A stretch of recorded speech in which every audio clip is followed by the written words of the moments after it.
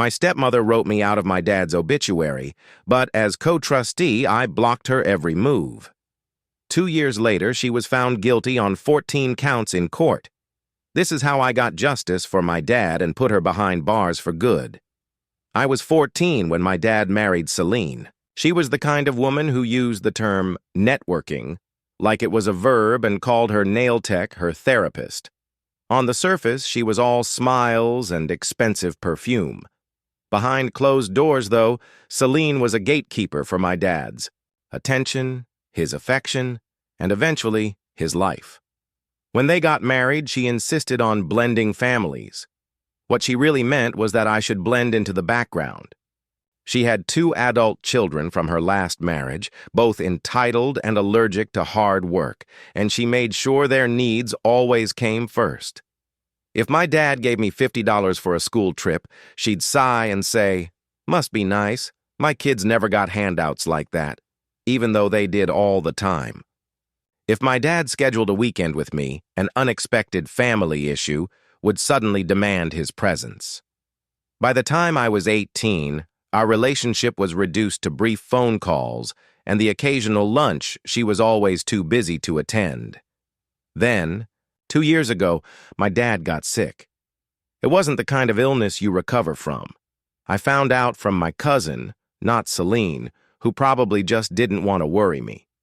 By the time I got to the hospital, she had already taken control of who could visit, when, and for how long.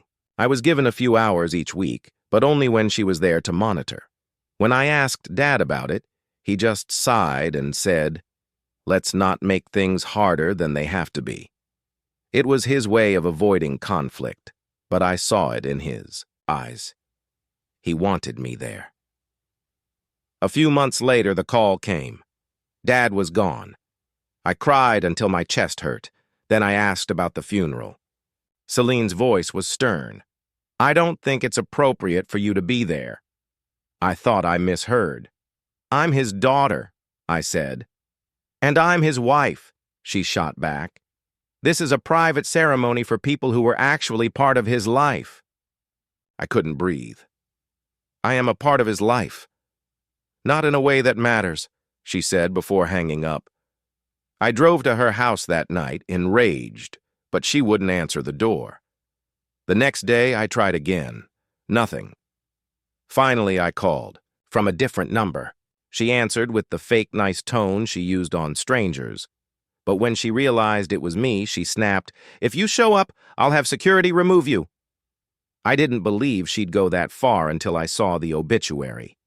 My name wasn't mentioned once. It listed her kids as his cherished family and left me out completely. I can't describe the pain. It wasn't just losing my father. It was being erased from his life story while his body was barely cold. So I stayed home the day of the funeral. I sat on my couch clutching one of his old flannel shirts, trying to breathe through the sadness and rage. As the hours passed, something in me shifted. I realized if she could cut me out of saying goodbye, I could cut her out of the perfect little world she'd created for herself. Here's where the backstory becomes crucial. My dad had been smart with his money. He had a will, which he'd revised after marrying Celine. She assumed she would get everything. She was wrong. Dad had left me a 50% share of their house and control over a small trust fund for property taxes and upkeep. I hadn't touched it while he was alive, partly out of respect and partly to avoid a fight. But the moment she barred me from his funeral, the gloves came off. Within a week, I met with a lawyer. We looked at the deed and the trust documents. Legally, Celine couldn't sell or refinance the house without my consent. She couldn't even do major renovations without my approval. I was also a co-trustee of the trust fund. That meant any expenses she wanted had to be paid through me. I didn't say anything to her at first. I just started using my rights cautiously and deliberately. She wanted to remodel the kitchen. Denied. She wanted to host a big Christmas party. Not. Without the event insurance I required for any gathering over 20 people. She wanted the trust to pay for landscaping only if she used the budget service I recommended. At first, she tried to ignore me. Then she tried to charm me. When that didn't work, she exploded, accusing me of trying to ruin her life. I calmly reminded her, "I'm just protecting my father's assets. You know, the man whose funeral you banned me from." It took less than 6 months for her to put the house on the market. She couldn't stand living in a home where she had to ask my permission to paint a wall. When it sold, I got my share of the proceeds, enough for the down payment on my own home. The best part? Word got around the family about what she had done. She thought she had control of the narrative, but people started asking why I wasn't at the funeral. I told them the truth. Now, she's the one who isn't welcome at family gatherings. I never got to say goodbye to my dad the way I wanted, and I'll never forgive her for that. But every time I unlocked the door to the house I bought with the money she thought she'd keep, I see Dad smiling, knowing I didn't let her win. Just when I thought it was all over, my phone rang with an unfamiliar number. The woman on the other end introduced herself as Marisol Torres, a nurse from the ICU where my dad died. Her voice was shaky as she said she couldn't stay quiet about what had happened to him. My fingers trembled so hard I had to put down the picture frame I was holding. She wouldn't say much over the phone, only that we had to meet in person, at a coffee shop called Neutral Grounds. I agreed to meet her the next morning, my mind reeling with 1,000 possibilities. I couldn't sleep that night replaying every memory from Dad's final days. When I walked into Neutral Grounds, a woman in her 40s with tired eyes waved me to a corner booth. She had a manila folder on the table and kept her hand on it as if she was afraid someone would snatch it. Before I could even sit down, she slid the folder toward me and told me to look at my dad's prescription logs from his final week. The papers showed dose after dose of pain medication, each one higher than the last, and none of them matched what his doctors had prescribed. Celine's signature was on every authorization as his medical proxy. According to the notes, Dad's morphine levels tripled in just 3 days, even though his condition was improving. Marisol leaned in and told me she had tried to voice her concerns to the hospital administrator and a doctor named Adrian Kessler, but they had dismissed everything and changed her schedule so she couldn't be near Dad's room. She said 3 other elderly patients with Celine as their proxy had shown the same pattern. They all died within weeks, leaving behind large estates. My stomach sank as I realized this might be bigger than just my father. After leaving the coffee shop, I sat in my car in the parking garage for 20 minutes, unable to even turn the key. My hands were shaking when I called Rowan Russo, the estate attorney, and left a voicemail asking for immediate legal advice about my dad's death. The concrete walls of the garage felt like they were closing in on me as I struggled to process the possibility that Celine had murdered my father. Rowan called me back within the hour, and I could hear the concern in his voice as I described what Marisol had shown me. He told me to document everything, make copies of the papers, and file a complaint with the medical board right away. When he asked if I was ready for Celine to face murder charges, I said yes without a second of hesitation. I spent the weekend at my kitchen table, organizing medicine logs and drawing a timeline of Dad's final days with sticky notes and highlighters. Every detail I remembered about Celine's behavior began to look different. Her insistence on being alone with the doctors, her control over who knew about his health. The way she hovered over the nurses as they gave him medication seemed less like concern and more like she was making sure they followed her instructions. 2 days later, my cousin called unexpectedly. She had heard from other family members that I was asking questions about the burial. She said she had something I needed to see and asked if she could come over. When she arrived, she pulled out her phone and played a recording she had secretly made at the funeral when Celine stepped outside to take a call. Celine's voice was as clear as day as she assured someone that the situation had been resolved and the estate would be cleared soon. My cousin had thought it was strange at the time, but didn't think much of it until she heard I was looking into something. I immediately called Rowan and met him at his office the next morning with all the new evidence he had already pulled, the estate records, and found that Celine had filed to speed up probate just 2 days after the funeral, which he thought was pretty fast for someone grieving. The timing of everything, the medication changes, the rushed probate filing, the phone call at the funeral, suggested that Celine had been planning this for months. That evening, Marisol called me. She said Dr. Kessler had been questioning other nurses about her, asking if she had spoken to anyone about past patients. She was scared he'd find out she'd contacted me and didn't know what to do. I told her to act normal and go to work as if nothing had changed. While Rowan was preparing formal complaints for the medical board and the district attorney's office, I needed to clear my head. I drove to Riverside Park, where Dad used to take me fishing, every Saturday morning before Celine came into our lives. The wooden benches were covered in frost, but I sat anyway, staring at the frozen pond where we'd caught bluegill and talked about everything except what really mattered. The last time I saw him awake enough to talk, 2 weeks before he died, he grabbed my hand and started to say something about Celine before stopping himself and just squeezing tighter. His eyes had this look that I couldn't place at the time, but now I knew was a mix of fear and guilt. He knew something was wrong, but he didn't have the strength to fight it.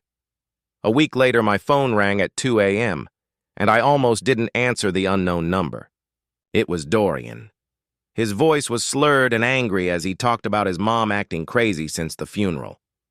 He said she'd been burning papers in their backyard fire pit all week and kept calling a guy named Adrian at odd hours.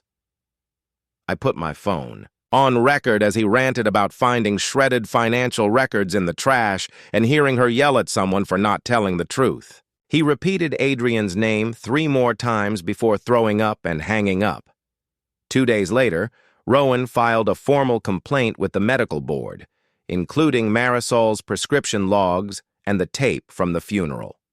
The board sent a letter saying they had launched an investigation that would take at least 60 to 90 days for an initial review. I wanted to scream at the timeline, but Rowan reminded me that solid cases take time. My phone rang the next afternoon. It was Celine's number for the first time since she had banned me from Dad's funeral. Her voice was dripping with fake kindness as she asked how I was doing. She said she'd heard I was questioning Dad's care. She said she didn't want me to get caught up in conspiracy theories when I should be focusing on healing and moving on. The threat hung in the air between us, and I stayed silent, letting her reveal more with each tense word. She added that Dr. Kessler was concerned I was harassing his employees and that I might need professional help to deal with my grief properly. I didn't say anything, and she hung up after telling me that spreading lies against decent people had consequences. Marisol texted me to meet at a downtown Starbucks the next morning. She slid a manila folder across the table. Inside were printouts from a charity website showing Celine and Adrian had served together on the same hospital foundation board 15 years ago, before Dad had even met her. There were pictures from galas where they were standing together, smiling, and donor lists showing they had co-sponsored several events over the years. Marisol showed me a newspaper article about the organization being investigated for financial irregularities. Celine had left the board right before. Marisol looked me in the eye and said it wasn't a coincidence. She believed my dad had been a target from the beginning. The following week, Rowan called me to his office.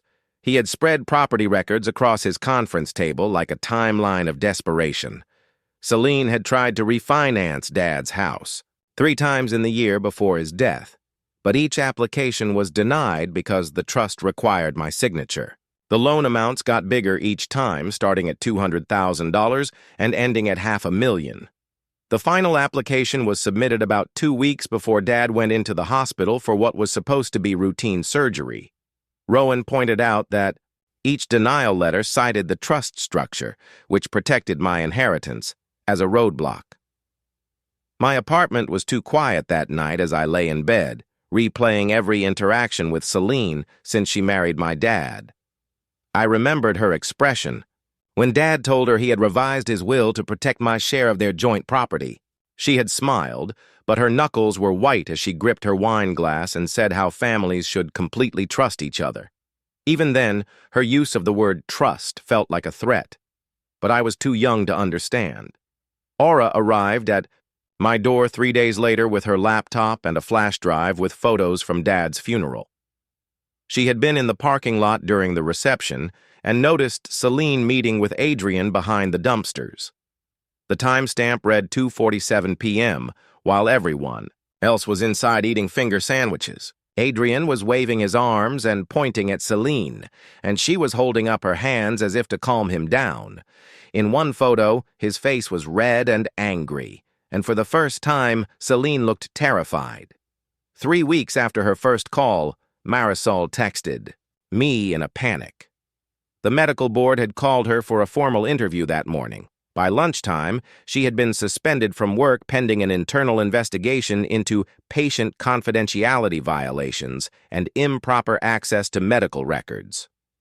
She was crying when she called, saying she couldn't afford to lose her job and her nursing license.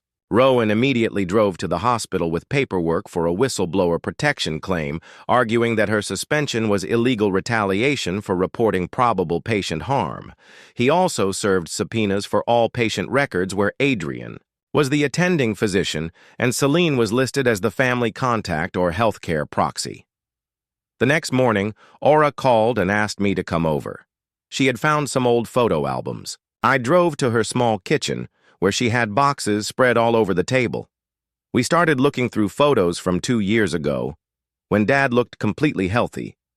Aura pointed to a picture of him carrying her daughter on his shoulders at a birthday party. She said calmly, "He should have had at least 10 more good years." I nodded and kept turning pages until my phone rang. It was Dorian. His voice was different this time, sober and scared, not drunk and angry.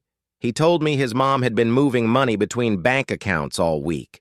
She talked about Adrian's plan falling apart and needing to cover their tracks. He was starting to think his mom was involved in something really bad. I told him to write down everything he remembered and called Rowan's office right away. 2 days later, I met Marisol at a park near the hospital. She was in tears. She kept saying she couldn't afford to lose her nursing license or her job with 3 kids at home. I promised to pay all her legal bills and any lost wages. I told her my dad would have wanted the truth to come out, no matter the cost.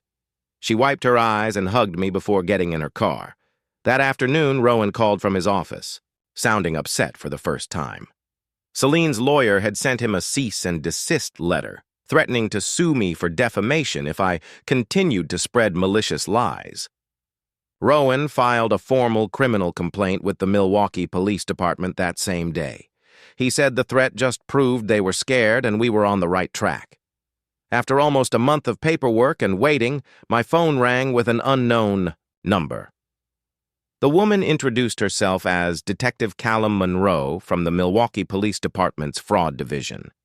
She wanted to set up an interview about my father's death and the claims we'd made. She said they were officially launching a formal inquiry into alleged medical fraud and elder abuse at the hospital and would be contacting everyone involved for statements. 3 nights later, around 11 p.m., someone knocked on my door. I was startled. Through the peephole, I saw Leora standing there, looking terrified and glancing over her shoulder.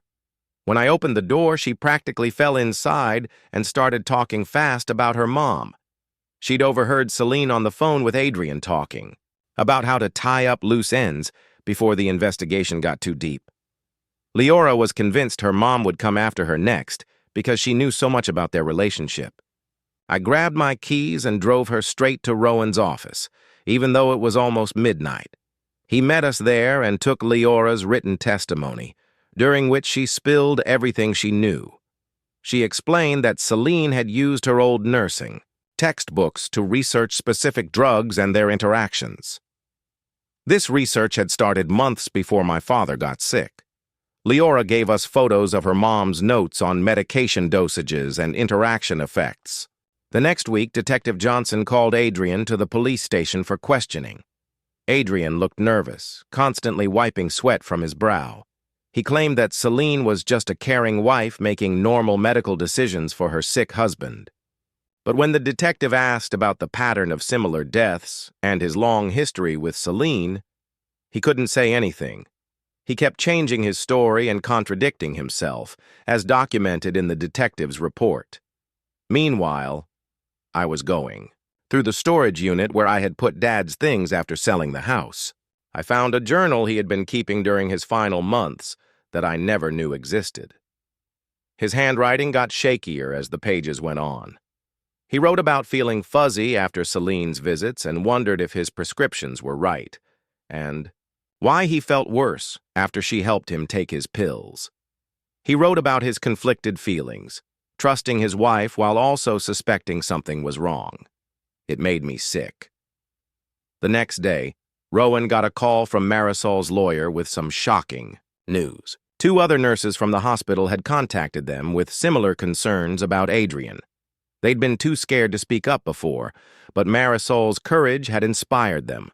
After that, the investigation picked up speed. Rowan suggested we meet with the detective again to go over everything we had found.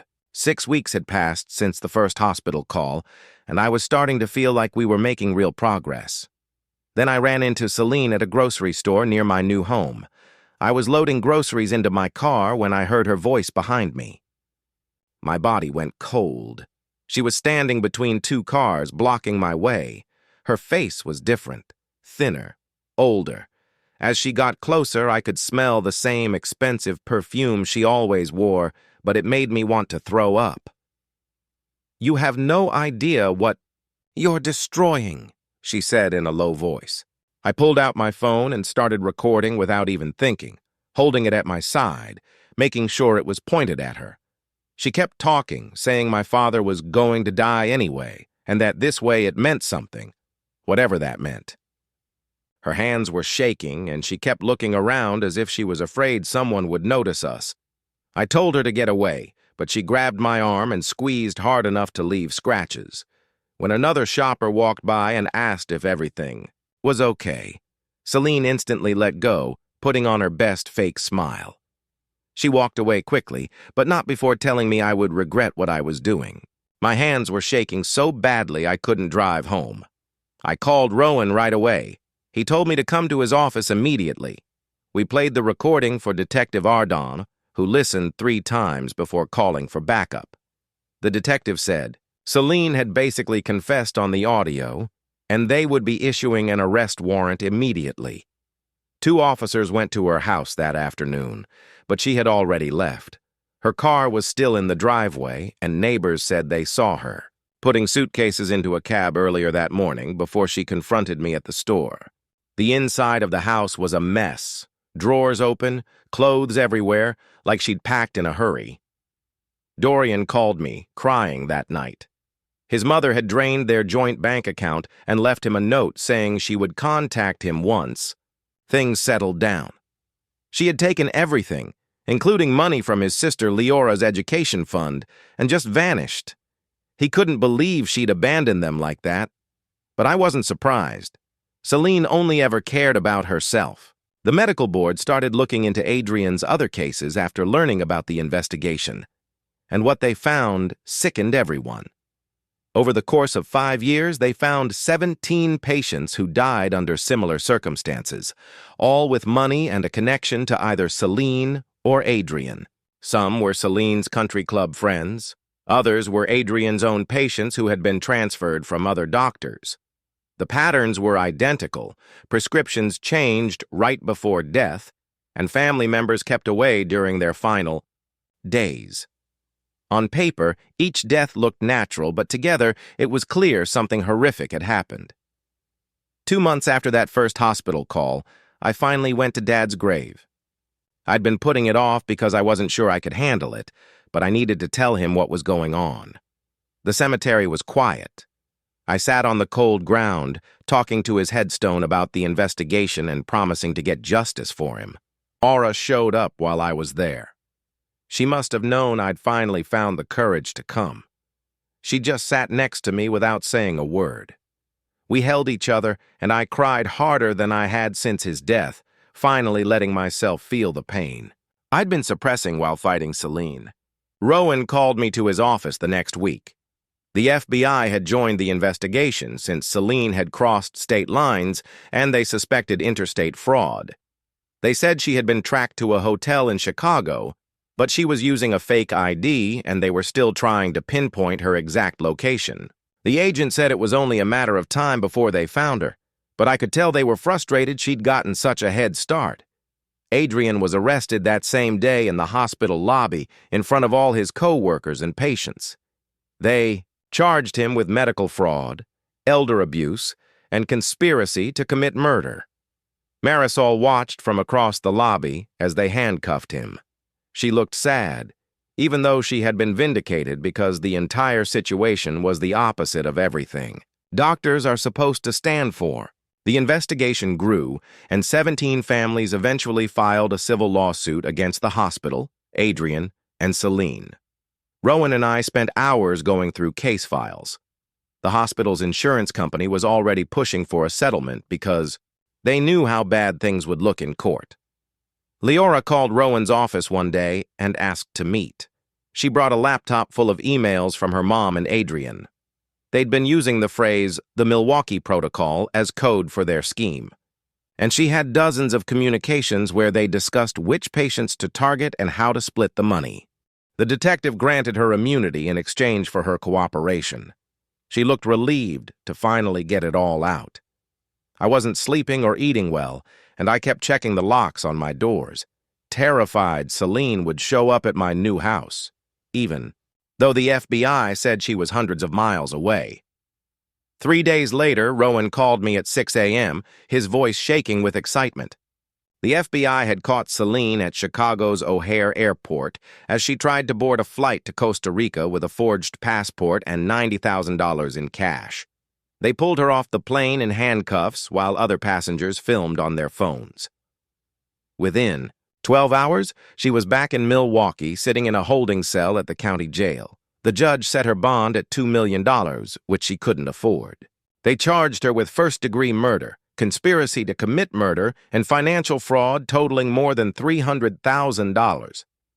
I watched the news from my couch, my hands shaking every time they showed her mugshot. 2 weeks later, I had to see her, in person for her arraignment. The courthouse was packed with reporters, and I wore sunglasses despite the cloudy weather. Celine walked into the courtroom in an orange jumpsuit, her hands shackled.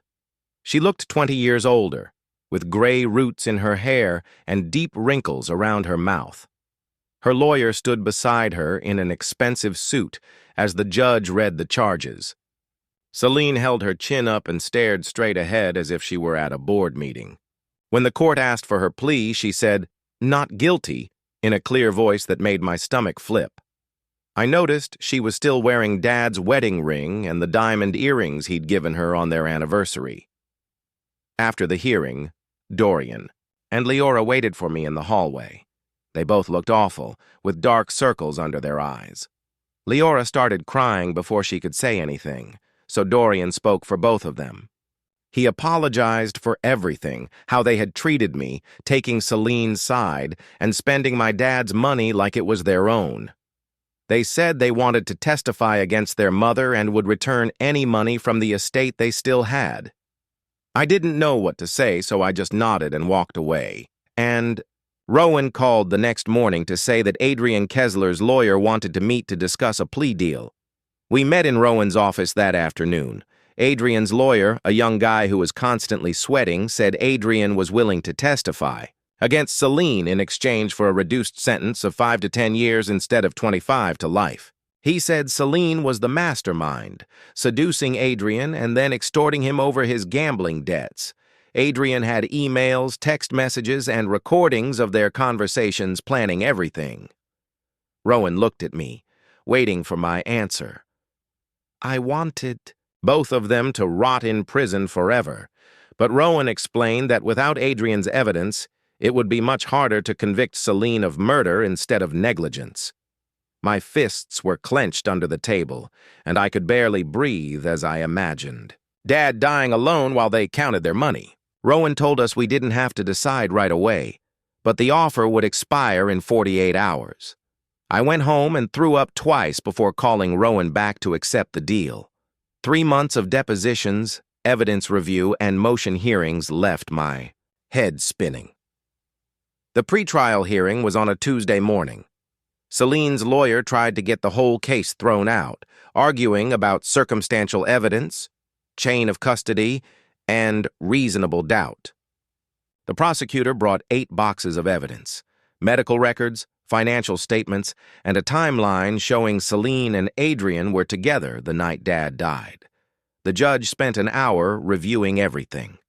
When he finally spoke, he denied the motion, saying there was more than enough evidence for a trial. Celine's face went white, and she grabbed her lawyer's arm so hard he winced. That same week, Marisol called to say she was back at work after winning her wrongful termination lawsuit against the hospital. They had to pay her $200,000 and promote her to head of patient advocacy. She said the hospital had put new supervision measures in place and fired 3 other officials who were part of the cover-up. She thanked me for standing by her when everyone else had abandoned her. A week later, I met with the prosecutor's expert witness, a toxicologist from Johns Hopkins who specialized in medication interactions.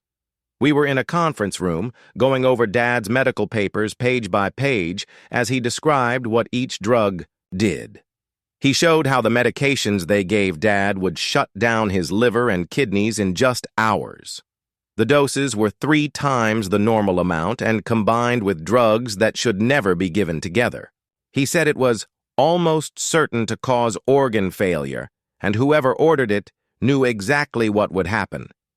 Each page felt like another stab in my chest as I saw Dad's vitals dropping while they continued to pump him full of poison.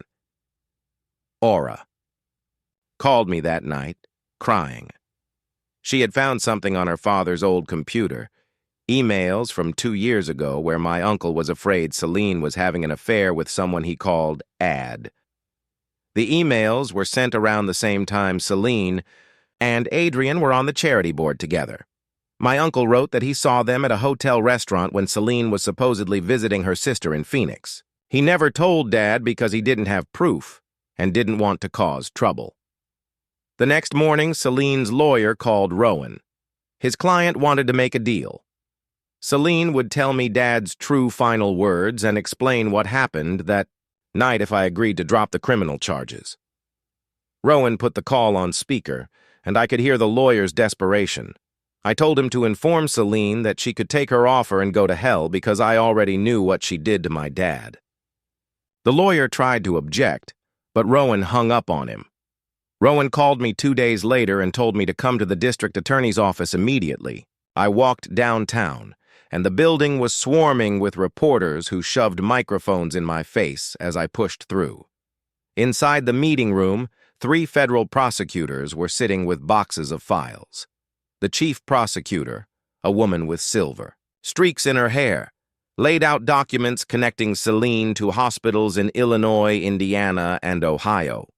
She pointed to dates going back 7 years and said they had found 17 families just like mine. Each case followed the same pattern: elderly individuals who died suddenly while Celine or Adrian oversaw their treatment. The FBI was now investigating this as an organized crime ring, and RICO charges were being filed. I left that meeting feeling sick, but also relieved that Dad wasn't the only victim. The following week, I found myself sitting in a circle of folding chairs at a community center, listening to strangers tell stories identical to mine. Miriam cried as she explained how her mother's nurse wouldn't let her visit during her final days. A man named Gareth showed us an obituary where his stepmother had left him out, just like Celine did to me. We started meeting on Tuesdays. I brought coffee and pastries because these people understood what I was going through. 4 months after the first hospital call, Rowan asked me to his office to discuss a settlement offer. The hospital wanted to avoid a trial and offered $8 million to be split among the 17 families. I looked at the number and felt my stomach turn. No amount of money could bring Dad back. Rowan gave me 48 hours to decide. I spent 2 days wandering around my house, unable to eat or sleep. I finally agreed, because the other families needed closure, and some of them had huge medical bills from trying to save their loved ones. Adrian gave his deposition the next week in a room with 2 stenographers and 5 lawyers. He sat there in his orange jumpsuit, explaining how Celine would go to charity galas and hospital fundraisers just to select targets. She looked for wealthy widowers or men with strained family relationships she could isolate from their children. He said my dad was perfect because of our existing tension and his guilt about not standing up to her. Adrian described their system, where Celine would advocate for specific drugs that would confuse the patients, while Adrian manipulated medical records to cover up the deaths. Leora called me crying one afternoon. She had found something terrible. Her mom had given her bank account numbers years ago, saying they were for emergencies. But Leora discovered that Celine was accessing them from jail using a contraband phone and had tried to transfer $200,000 to a bank account in the Cayman Islands. Leora drove straight to the police station and turned over everything, including passwords and routing information Celine had kept in a recipe box. The detective praised her and immediately notified the FBI, who froze the accounts within hours. Forensic accountants found more than $3 million spread across 12 different offshore accounts, all paid by Celine's past victims. The authorities seized every dime and started the process of returning it to the families she had robbed. I decided to visit Dad's old house, even though strangers lived there now. The new owners, a young couple with a newborn, let me walk through the rooms, where I had grown up. I stood in Dad's study, where he used to help me with my homework, and I realized I had been so focused on getting justice that I had never allowed myself to grieve. The woman brought me tea and let me sit in the backyard where Dad and I used to grill burgers on Sundays. I cried for an hour on their patio furniture while they pretended to be busy inside. A few weeks later, Dorian called to tell me he had a job loading trucks at a warehouse. He'd never worked a day in his life, but he felt like he had to do something honest after years of living off his mom's criminal schemes. We met for coffee, and he apologized for the years he had treated me like garbage.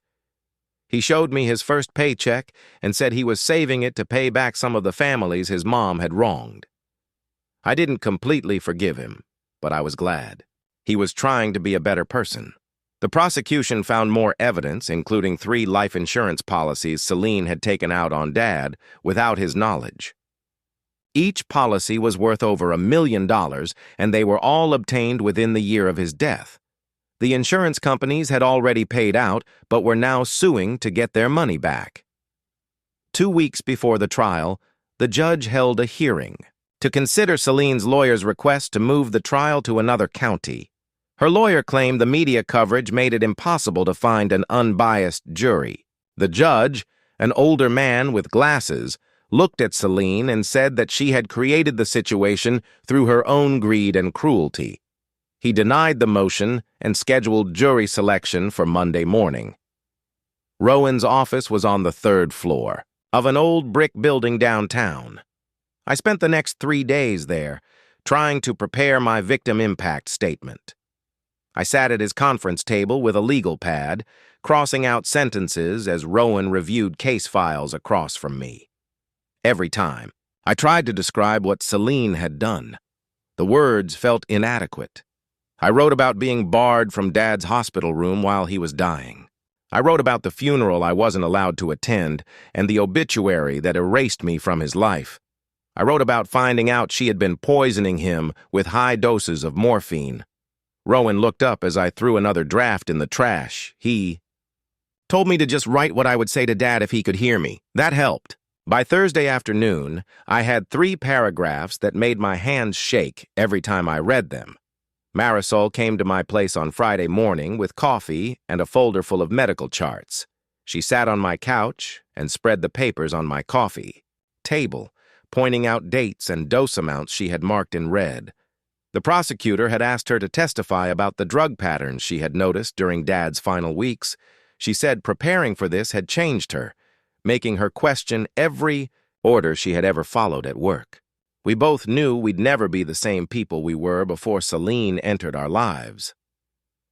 That weekend, I opened the last box of Dad's belongings from the storage unit. Most of it was old tax returns and appliance manuals. But at the bottom was a shoebox full of cards and letters. One envelope had my name on it in his shaky handwriting and was dated a month before his death. Inside, he wrote that he regretted not doing more to protect me from Celine. He knew she was keeping us apart, but he was too weak to fight her. He said he loved me and wished he had the courage to stand up to her while he still could. I sat on my bedroom floor, crying, holding that letter until the ink blurred from my tears. Rowan got a call on Monday morning with some terrible news. Adrian had been attacked in the county jail.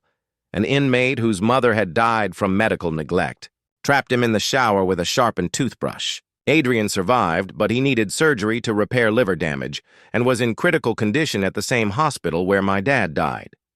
The prosecution called Rowan to ask if they could use Adrian's tape deposition if he couldn't testify in person. Detective Cyrus came by that afternoon with more unsettling news about Celine's plans.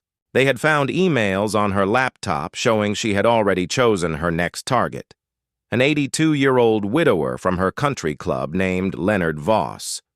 She had volunteered to help plan his granddaughter's wedding and was meeting with him twice a week for coffee, telling him how lonely she was after losing her husband. Leonard's daughter had called the police after seeing Celine's arrest on the news and recognizing her from the wedding planning meetings. The detective said Celine had been following the same pattern, getting close to the family, making herself indispensable, and pretending to be the loving friend. Everything hit me at once on Sunday night, just before the trial.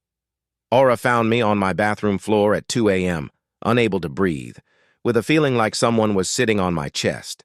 She helped me to the couch and stayed with me as I gasped and shook, telling me to count my breaths. She stayed awake with me until morning, pouring tea and telling me that my father would be proud of what I was doing. She said he would want me to be strong in court and tell the truth.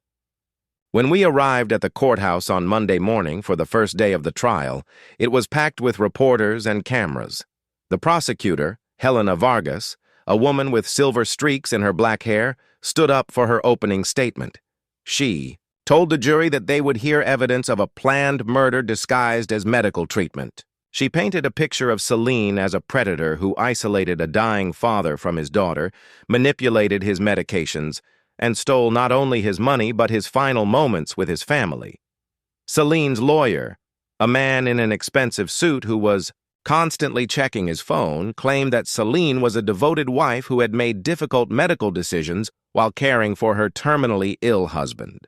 He said the prosecution was trying to criminalize sympathy, and Celine's only crime was loving a man whose daughter had abandoned him. I had to dig my nails into my palms to keep from getting up and screaming at his lies. On Tuesday, it was my turn to testify.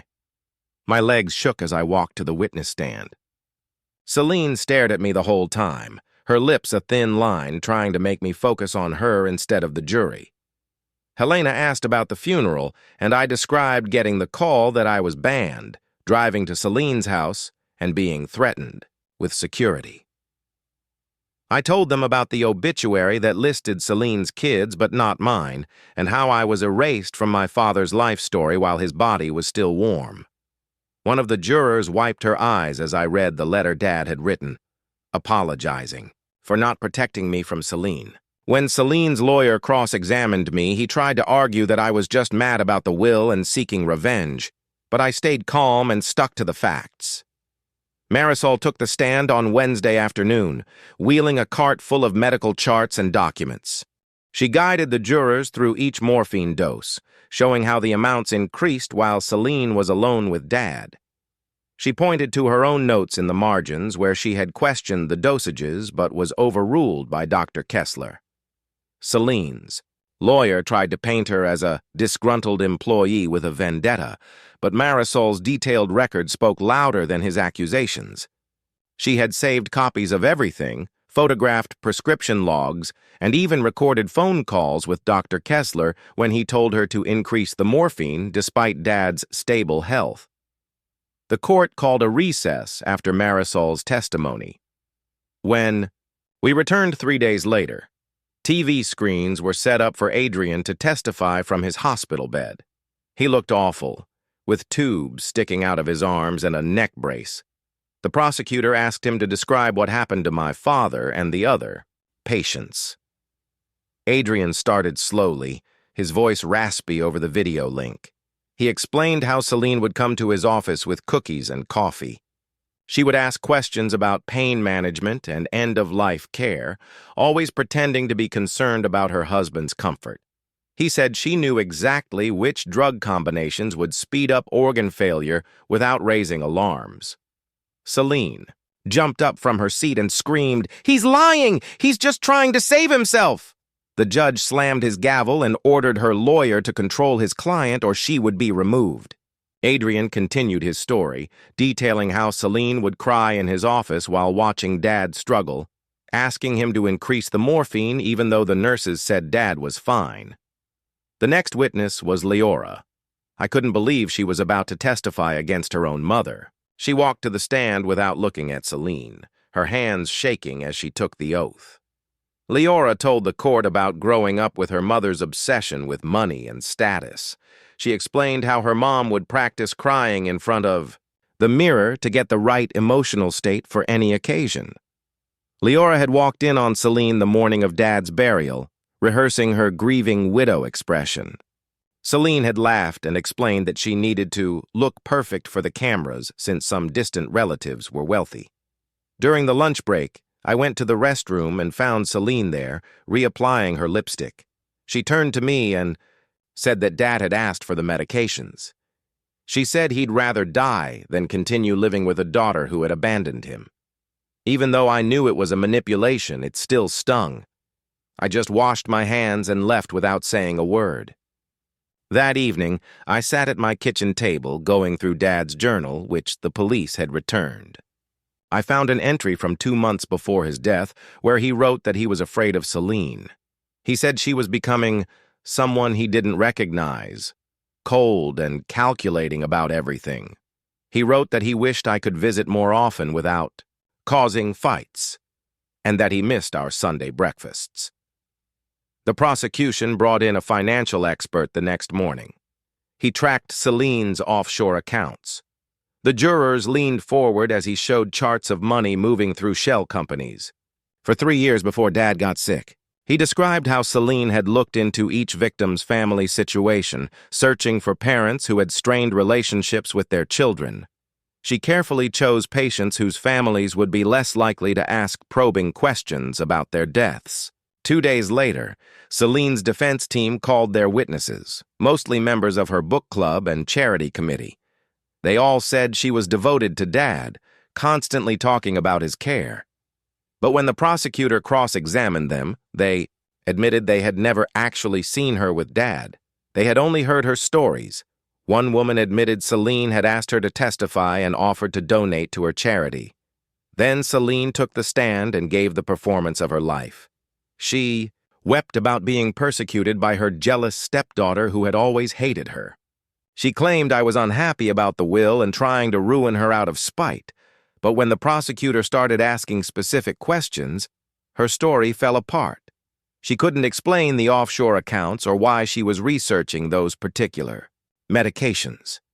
She contradicted herself about Dad's condition, first saying he was in excruciating pain and then claiming he was peaceful. During cross-examination, they played the recording I had made in the parking lot where she admitted everything. Celine claimed I had edited it, but the forensic expert testified that the audio was authentic and unedited. Celine finally admitted. She had said those things, but claimed she was just upset and exaggerating. After her testimony, I couldn't sit in the courtroom anymore. I went outside and sat on the steps. Rowan found me with my head in my hands. He reminded me that no matter the verdict, I had already won by exposing the truth. He said 3 other families had come forward after hearing the news, concerned about the deaths of their own loved ones. We had stopped her from hurting anyone else, and that was what truly mattered. Dorian was the last witness that day. It was hard to watch him take the stand. He looked broken, Nothing like the arrogant guy who used to mock me at family dinners. He testified about finding records his mom had tried to burn after his stepfather died 2 years ago. He revealed her relationship with Adrian, saying they had been meeting secretly for months before my dad got sick. Dorian broke down, apologizing to me, saying he should have seen what she was doing. He said he was too focused on the money she gave him to care where it came from. The prosecutor stood up the next morning for closing arguments. He walked slowly to the jury box, put his hands on the rail, and looked at each juror individually. He pulled out a thick folder and started arranging pictures on a board. My father's hospital records, bank statements showing the transfers, and text messages between Celine and Adrian they had retrieved from her deleted files.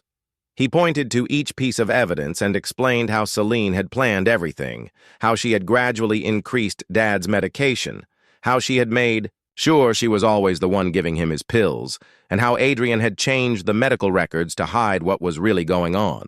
The prosecutor's voice got stronger as he talked about the other families, showing photos of 3 other elderly patients who died in the same way while Celine was present. They all left behind money that mysteriously ended up in her accounts. Celine's lawyer stood up next and adjusted his tie before walking to the jury. He argued that the entire case was based on coincidence and that Celine was just an easy target because people didn't like her personality. He claimed Adrian was trying to save himself by blaming Celine, that there was no hard evidence she had given anyone the wrong medication, and that being a bad stepmother did not make someone a killer. The jury left to deliberate. I sat in the courthouse waiting area. Aura held my hand, and Rowan checked his phone every few minutes. Then Dorian and Leora walked in and sat across from us. None of us spoke, but we were all waiting for the same thing. I couldn't sit still anymore. So I drove to the cemetery. I crouched at Dad's gravestone, tracing his name on the granite. I told him about the trial, how I had found the courage to fight Celine, and how I hoped he could see what was happening. The wind rustled through the oak trees above me, and I wondered if he was listening. 2 days passed with no word from the jury. Then the bailiff called us back to the courtroom, and my heart hammered so loud I felt like everyone could hear it. The foreman stood up, holding a piece of paper. His hands were shaking. Guilty on all counts: murder, conspiracy to commit murder, financial fraud, elder abuse. Celine slumped in her chair, and her lawyer grabbed her arm to steady her. The judge slammed his gavel and announced that Celine would be sentenced in 6 weeks, ordering her held without bail since she was now a convicted felon. 2 officers walked over with handcuffs. She glared at me with pure hatred, but didn't say anything. Outside the courthouse, the families of the other victims surrounded me. An elderly woman clutched my hands, thanking me through her tears. Oh, man said I had gotten justice for his mother. Reporters shoved microphones in my face, but I just shook my head and said the verdict spoke for itself. That night, I cooked pasta for Aura, Marisol, and Rowan at my house. We raised our glasses, of wine in honor of Dad's memory and for justice finally being served. For the first time since this nightmare began, I was able to take a deep breath without feeling like my chest was being crushed. A week later, I was in the same courtroom for Adrian's sentencing. The judge sentenced him to 15 years in prison, with a 7-year parole possibility, plus orders to make restitution to all the victims' families. It didn't feel like enough for what he had done, but it was something. 6 weeks after the verdict, I stood at a podium in the packed courtroom for Celine's sentencing hearing. My hands gripped the edges as I looked at her, sitting there in an orange jumpsuit, her hands chained to the table. I talked about losing my father, being banned from his funeral, having my last chance to say goodbye stolen. My voice broke as I described finding out he had been murdered by someone who was supposed to love him. The courtroom was silent except for a few people crying in the gallery, including Dorian, who had his head in his hands. Even the court reporter had to pause to wipe her eyes. When the next family stood up, it was an older man with trembling hands. He talked about his wife dying alone while Celine collected insurance money she had taken out without his knowledge. Another woman reported finding morphine missing from her mother's hospice supplies. Family after family painted the same picture.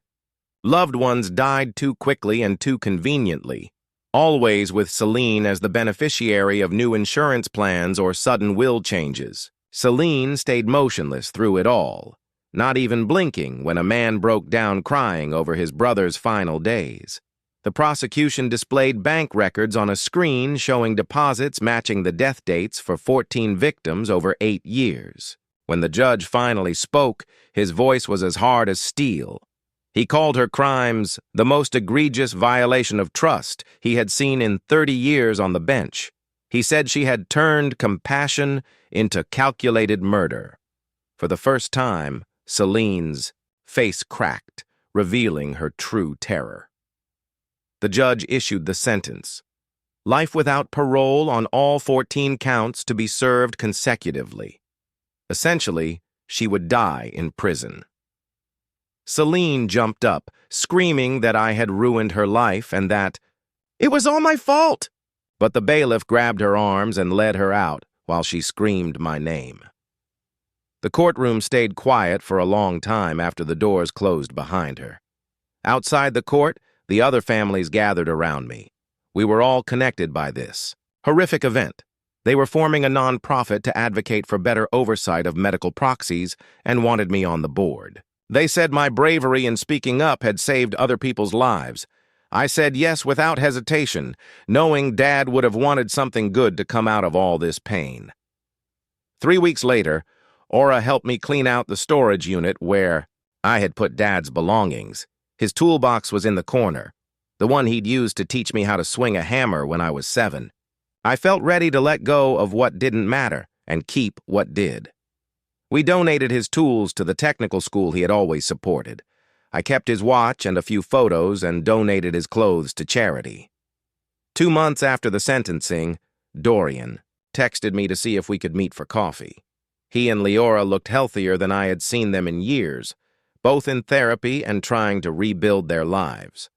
Leora was going back to nursing school, paying for it with her own money from a job she had found. Dorian was saving up for his own apartment. They apologized for not seeing what their mother was and said they would understand if I never wanted to see them again. But seeing them trying so hard, I realized they were victims too. The hospital settlement came through the next month. I used my half to fully fund the foundation we had started and to create a nursing scholarship in Dad's name. The scholarship would go to students committed to ethical conduct, kids who understood that caring for the vulnerable was a sacred responsibility. Marisol called me, crying, after the hospital made her director of their new elder care supervision program. She promised to honor Dad and the others by making sure no nurse would ever do what Celine did again. By Thanksgiving, my life had settled into a new rhythm. I hosted dinner at my house for Aura's family, Marisol, and to my surprise, Dorian and Leora, who brought homemade pie. We raised our glasses to the people we had lost and to the strange family we had formed through shared grief and healing. Nobody mentioned Celine by name. A week before Christmas, I got a letter from the prison. I recognized her handwriting and knew without opening it that she was trying to get to me one last time, probably begging for money or pity. I didn't read beyond the first line where she said I owed her an apology. I went to my fireplace, struck a match, and watched her words burn to ashes. The last bit of her influence over me went up the chimney as smoke. Spring arrived early that year, and I was finally ready to start the memorial garden I had planned. I bought Dad's favorite flowers, the yellow roses he had planted at our old house before Celine forced him to rip them out because she was allergic. As I dug into the soil with new tools, I thought about how Celine had taken his final moments. But she couldn't steal what truly mattered. She couldn't take away the Saturday mornings Dad taught me how to change the oil in the garage, the way he held me at my college graduation, or the fact that he called me his greatest accomplishment, even as Celine rolled her eyes. Every spring, the garden would bloom, A beautiful reminder that truth and love can find their way through even the deepest dirt. Dad would have loved it, knowing that in the end, love and justice won. Canvas Gemini can make mistakes, so double-check it.